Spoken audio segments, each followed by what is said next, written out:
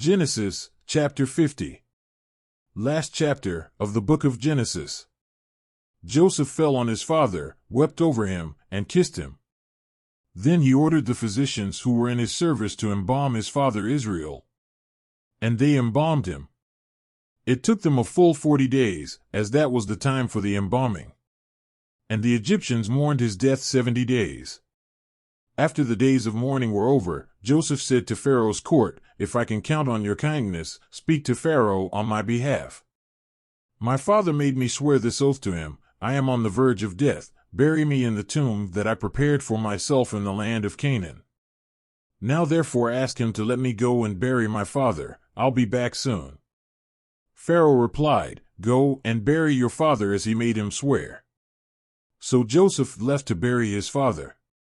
With him went all Pharaoh's officials, his court officials, and all the rulers of Egypt. And besides them, all of Joseph's family, his brothers, and all of his father's house. Only the children, sheep, and oxen were left in Goshen. Chariots and horsemen also accompanied him. The entourage was huge. Coming to the threshing floor of Atad, near the Jordan, they lamented with a loud voice, with great bitterness, and there Joseph mourned 7 days for the death of his father.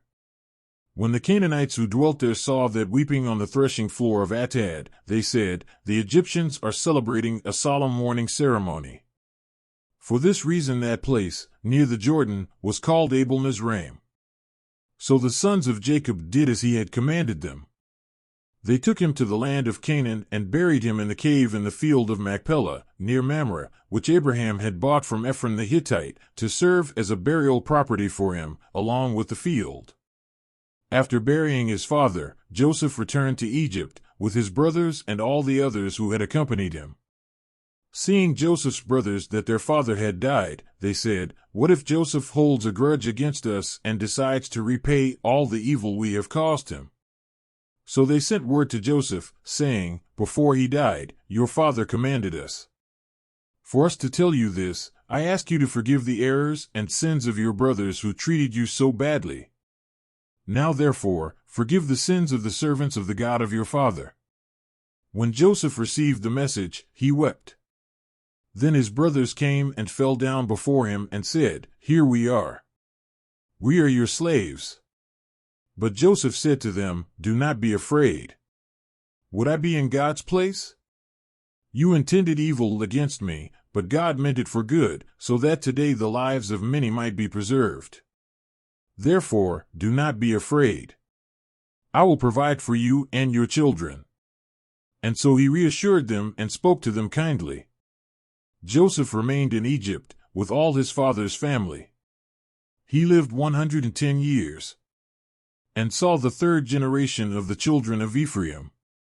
Furthermore, he received as his own the sons of Machir, the son of Manasseh. Before he died, Joseph told his brothers, "I am at the point of death. But God will surely come to your aid and bring you out of this land, and to the land he swore to Abraham, Isaac, and Jacob." And Joseph made the children of Israel swear an oath to him, saying to them, "When God intervenes in your favor, take my bones from here." Joseph died at the age of 110 years. And after being embalmed, he was placed in a sarcophagus in Egypt.